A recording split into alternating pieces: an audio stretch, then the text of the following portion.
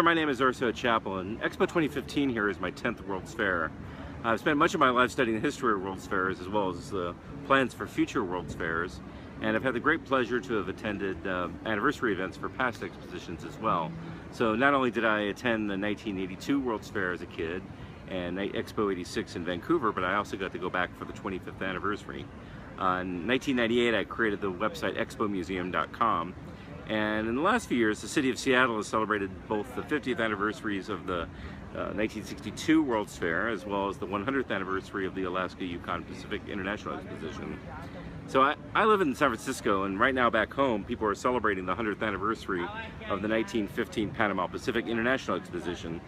They're marking the occasion with lectures, museum exhibitions, books, films, and many gatherings that have been themed around the year 1915. So scholars and enthusiasts alike wish we had a time machine so that we could go back in time and ask the people who were involved what it was like to have been at the 1915 World's Fair, and to have them explain some of the artifacts that we have left behind. So just as 1915 is an important part of San Francisco's history, 2015 will forever be an important part of Milan's history. 25 years from now, in 2040, I imagine people will be nostalgic for this event, and I could imagine people gathering and dancing to 2015 music and dressing in 2015 clothes.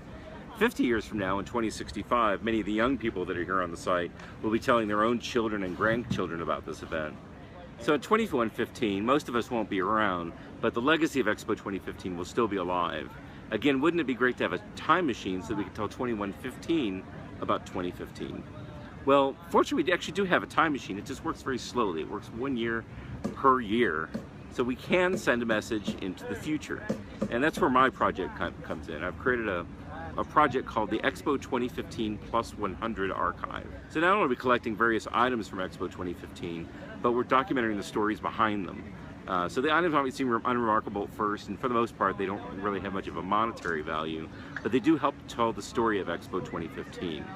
And we'll be collecting these items for the Donald G. Larson Collection on International Expositions and Fairs. It's located at the California State University in Fresno. There, students, scholars, and enthusiasts alike will be able to access the items, and they'll be available for future anniversaries. So I invite you to tell your own story. We're working with Corriere della Sera, and on July 10th, we'll be collecting your items and stories starting at 6 p.m. at their location here at Expo 2015, Casa Corriere. You know, this building. And imagine how you would describe the item to someone in the year 2115. And before giving us the item and filling out one of the cards to tell us about it, you can share your item with the whole world. We invite you to use the hashtag Expo 2015 Plus 100. So if you have any questions or you want some inspiration, visit our website at expo2015plus100.org.